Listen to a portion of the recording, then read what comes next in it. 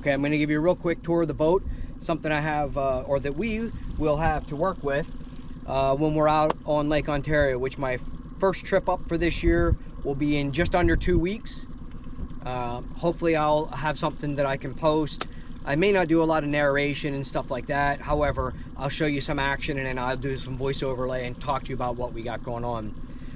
What's behind you up in the bow of the boat, I do have a mast system that runs out 2 Big John planer boards. That's what I use for my spreaders. Use those primarily for brown trout. I will throw them out on the sides when I'm fishing for salmon too occasionally, but for my salmon setup, which is what hopefully you'll see the most consists of 2 downrigger systems, 2 electric downriggers. These are my wire divers, so I'll run a high diver, a low diver on each side.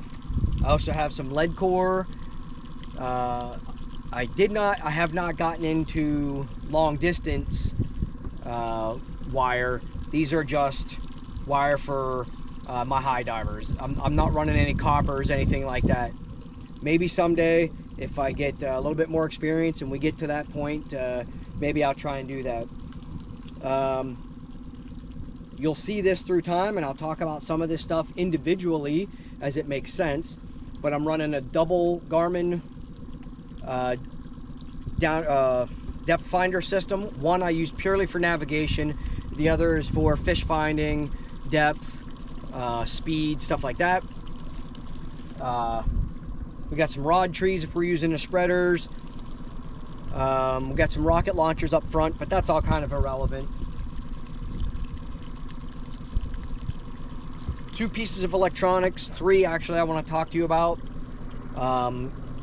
One is I'm running a Troll Smarter throttle control system, so I'll dictate a window in which to troll in, and then it'll surge speed up and down. It'll give it the same effect as if you're most people know if you're trolling and you turn and you've got a spread out, on the inside of your turn your lures will slow down a little bit. Sometimes that triggers a bite. Also, on the outside of the turn, they speed up a little bit. Sometimes that triggers a bite.